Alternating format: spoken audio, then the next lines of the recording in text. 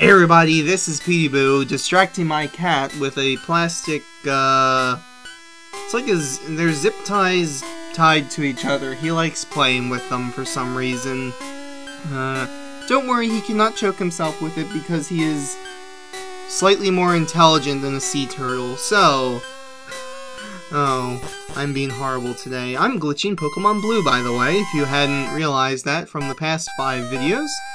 Today, we're going to take on Pokemon Tower, Sun's guy with a Charmeleon for some reason. So, here in Pokemon Tower, we have this woman who said, "Even we could not identify the wayward ghosts. A self-scope might be able to unmask them." It's supposed to be a woman's voice, but it wasn't. So, I did not heal. Crap. Can I dig here? I can! I will be back. Alright. Back here, let's go. And in this area of the dungeon, we will face these things, which are, oh, it's a scary ghost. Oh, what will we do? Let us look at our stats. Oh, 2,472. Oh, it's a Ghastly, okay. So that's a little bit of a trick-like thing you can do, although you still can't attack it, and it will still talk to you, which I believe is like the first instance of a Pokemon talking other than Team Rocket's Meowth. And now we have these people who will fight us with the exact same Pokemon that we were just seeing, and somehow could not identify. Also, if you have a Pokedex at this point, which you should in any normal playthrough, just going to say that, you will be able to see Ghastly's info there, although of course it will not give you the full info until you catch it, but you will be able to see its sprite. That's just by encountering. You don't have to go through the whole looking at the stats stuff, but something that they kind of didn't really playtest at all. The entire game's fairly poorly playtested, if you couldn't tell. But, you know, for the first Pokemon game, it's pretty dang good, and it really kind of did do a lot for especially handheld video games, but video games in general.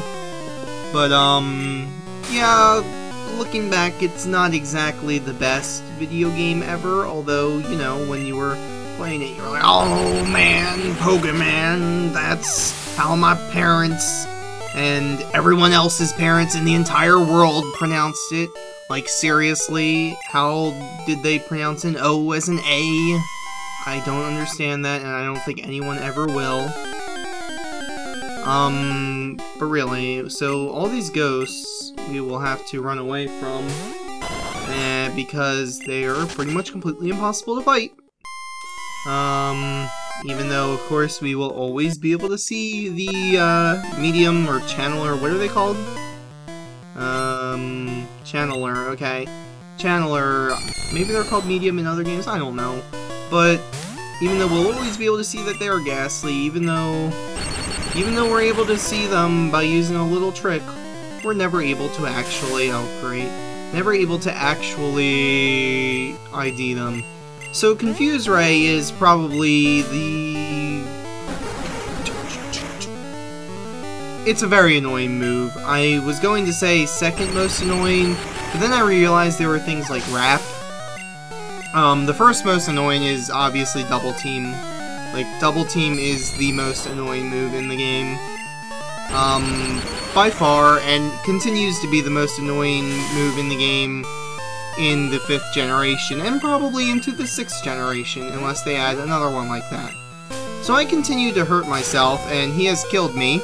That's also pretty good. So, yeah, so that did not go too well. What can we do? We have a Parasect. Do we have any items with which to revive? Yes, I do. I was not actually expecting to die in this fight, but, you know, whatever. So, ghosts have an interesting... I may have said this before, but, ghost-type moves, there is one damaging move, 2 damaging moves, but one that does variable damage. Nightshade will always do damage based on your level. So, for example, Ghastly is level 23, so he does 23 damage every single time.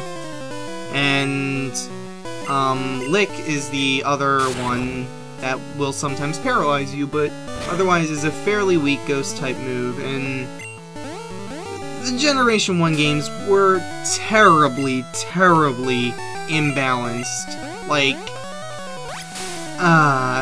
just that, going back to the playtesting, they did not give some types very good moves. For example, Dragon. Dragon had one of the best Pokemon in it, Dragonite, and its only move of the Dragon type was one that always did 40 damage, which we have seen in Dragon Rage from that Gyarados. Always does 40 damage, so there's no chance of it getting any boosts from Super Effective, no chance of it getting any boosts from being a Dragon type used by a Dragon. So basically, Dragon was a completely worthless type other than its few resistances. And then Ghost has one damaging move that can actually take advantage of Super Effective, and it was a very good Super Effective. In theory, it was supposed to be super effective against Psychics, which were otherwise the most imbalanced type in the game. Unfortunately, it ended up being that Ghost-type moves can't do damage at all to Psychic types instead of being super effective. So that's one way that they were completely nerfed, you know, before... I mean, nerfing is like a term used between games, but these were nerfed just before the game even was released.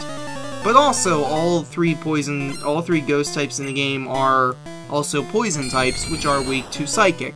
So, basically, ghost types got the shaft, dragon types got the shaft, poison types also got the shaft. They did get a powerful poison type attack in Sludge, but of course I'm paralyzed. This is why I bought all the paralyzed heals for Licks, but so what was I saying? Poison types got the shaft by pretty much being the most common type other than water. So they were completely... Lots of Pokemon that otherwise would not be destroyed by Psychic types now are destroyed by Psychic types, such as Oddish, which has no reason to be Poison type. You might have a, you would have a case for Gloom and Vileplume, and also Victory Bell, but Bellsprout and Weeping Bell I don't think really needed to be Poison type. What else? Bulbasaur, why is he Poison type? That just gives him a Psychic weakness for no reason. Oh god. Yep, keep hiccuping, of course. Where is my Paralyze Heal? But yeah, just so many Pokemon got Poison types for no reason other than to apparently make them incredibly weak to the already overpowered Psychic types. Basically the one Pokemon that could actually very easily beat Psychic types was Parasect, who is otherwise completely worthless. Like, in the new games, Parasect is not a good Pokemon to use, but in this game he was actually capable of taking down Mewtwo because he had Spore, a 100% accurate, sleep move, and he also had an actual bug-type move that got same type attack bonus and could maybe actually do some damage sometimes, but not very often. Jolteon is also a good Pokemon for taking on Psychic types, which is why I got it. That's my main reason. You'll see why later. It gets a move that is actually useful against Psychic types, and more so than even what Parasect can do, except that Jolteon has rather poor defenses, and that's why it's not as useful. So here we face a Haunter, which is a possibility to get in this dungeon if you had the Self Scope. And Haunter would be a very good Pokemon if you could ever evolve it in a single player. You need to trade it to evolve. which was their way of basically making it completely impossible to finish the game without, you know, having a friend who also had the game, or just buying the game twice. Of course, you can get pretty much any Pokemon using the Missing No Mew glitch. Basically doing, well, I'll explain it later how to do it, but basically there's another way of doing the Mew glitch where you can face any Pokemon you want, not just ones that are determined by the last trainer that you, face. So, yeah, basically they, for some reason, had, well, not for some reason, for money, because, you know, they're a company and they want to make money, so they made it impossible to get all the Pokemon without trading, which, you know, would be fine and dandy. You know, Blue gets, I think, Bellsprout, and Red gets Oddish. It might be the other way around. But,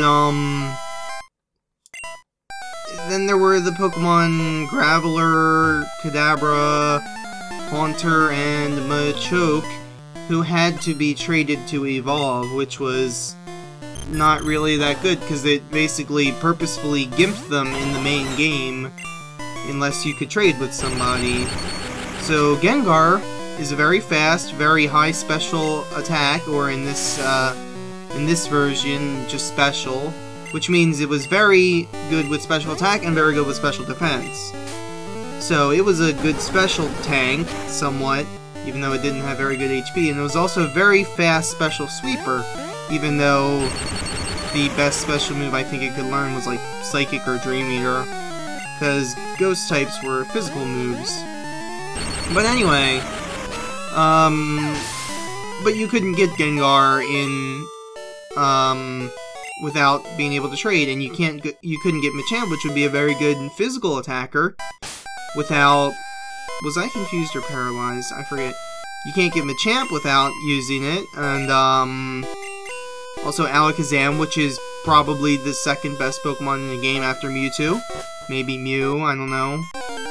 But, of course Golem, who has the ability to just explode everywhere and destroy everyone, is also a very niche Pokemon, but still good. But each and every one of them you can't get unless you trade with someone, so for someone like me, I can't get him, so there you go. I'm facing all the trainers in here just so I can level up. I may start fast-forwarding once I, like, lose content that I'm trying to talk about, which is probably happening right about now, so I'm probably just gonna start speeding up the last battles until I get to the top floor. Yeah, that sounds like a good idea. Let's do that.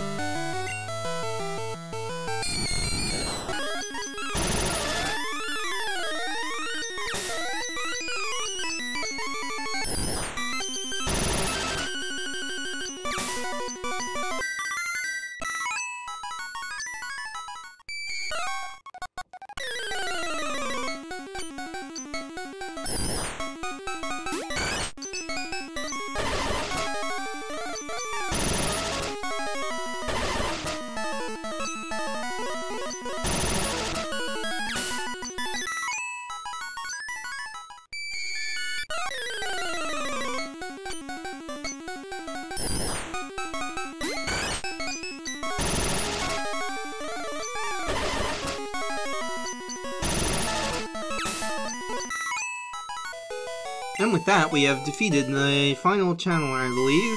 And yes, here we get an unavoidable rare candy, which is pretty good. Now, when we get to here... Oh, there's an item there. Let me go get that real quick, because I forget. I think it's something I can sell. What is this item? An X accuracy, otherwise known as selling stuff. Okay, that sounds good.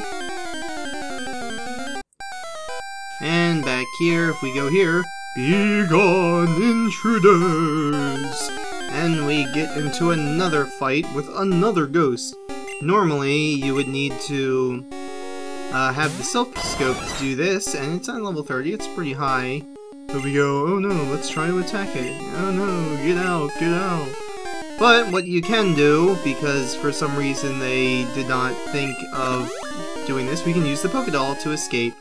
And the ghost was the restless soul of Cubone's mother. Their mother's soul was calmed.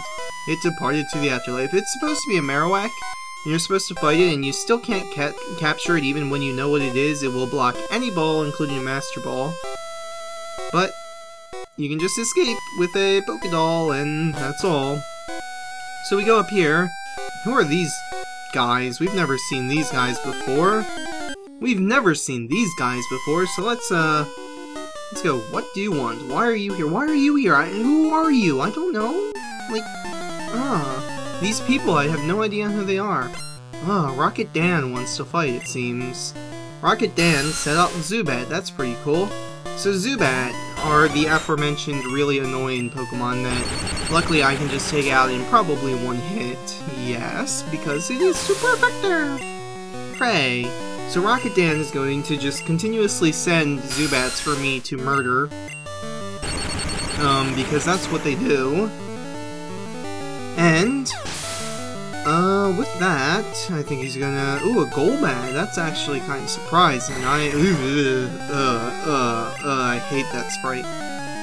It's so disgusting. I missed with a 100% accurate move. That sprite is just... Look at it! Look at that tongue! Oh my god! That is so weird.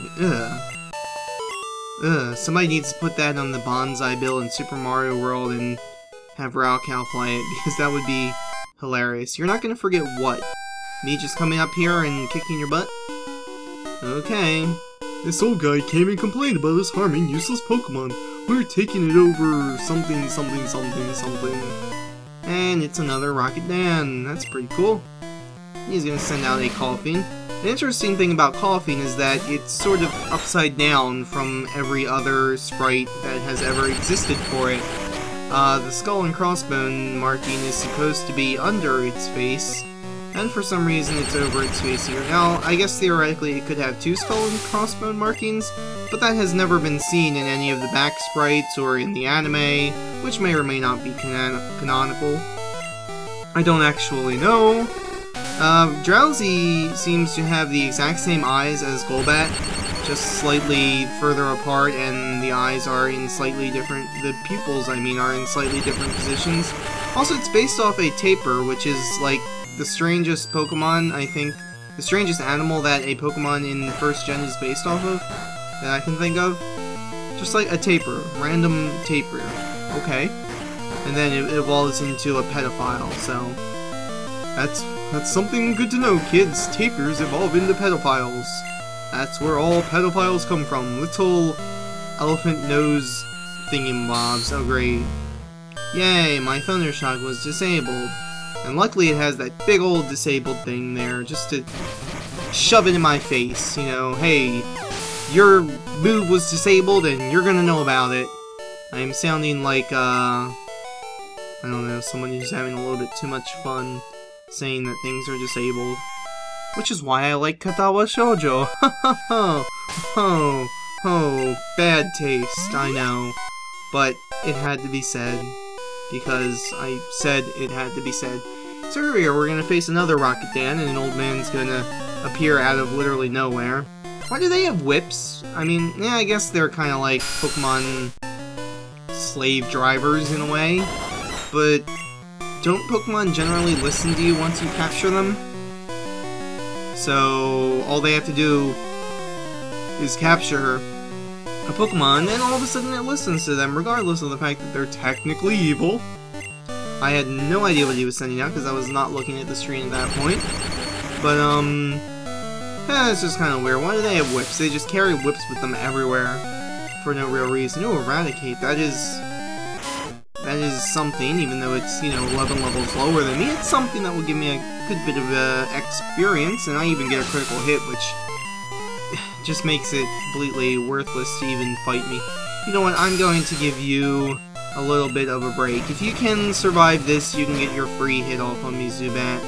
There you go, and you wasted on Supersonic, so I'm probably going to hit myself like 10 times in a row. Where there's one. And then it's going to bite me. Yeah, oh, but I can also be confused no more. I would seriously expect you to just faint there, and in some hilarious string of bad luck, but it did not happen, so... You're not getting away with this, I say as I walk slowly away. Let's go talk to Old Man Willikers here. You came to save me, Sonny. Thank you, but I came here of my own free will. I came to calm Joel of Cubone's mother. I think Marowak's spirit has gone to the afterlife. I must thank you for your kind concern. Follow me to my home, little boy. Pokemon House is at the foot of this tower. Okay. So let's go talk to Old Man Willikers. Gary, how do I know your name, you ask? I saw it on your underwear when... Your Pokedex quest may fail without love for your Pokemon, just as I think this may help you on your quest. Gary received a Pokeflute, I say in the old man's voice. Upon hearing Pokeflute, sleeping Pokemon will spring awake. That's how It works on all sleeping Pokemon, and also little boys. So yes, we got ourselves a Pokeflute, which will allow us to continue our quest to become Pokemon Master. In the meantime, while I do my outro, I'm going to deposit some useless things in the garbage. What Pokemon do I have? No. Do I have anything that can learn Strength? I don't know. Let's find that out. HM04 is Strength, yes? Yes. No, I don't. So I'll have to catch a Pokemon that knows Strength, that can learn Strength, I mean. Do I have anything here? Can Nidoqueen learn Strength? I know a Nidoqueen probably can. No, I don't want to do this. I want to actually test this real quick. HM04, come on. Please be able to learn it. No! Okay, I'll probably need a Moonstone from somewhere. I don't know where I'm gonna get that. But, yeah, so we only were able to get a small, tiny glitch in this episode, but... it was still pretty fun. No, whatever. I don't really need it. Screw that. But yeah, this has been Peekaboo playing. No. The buttons in this game are so screwed up. This has been Peekaboo playing and glitching Pokemon Blue, and next time, we're going to continue south of Lavender Town and find our way to the next city, whatever that may be. So yes, I will see you all in the next episode. Goodbye.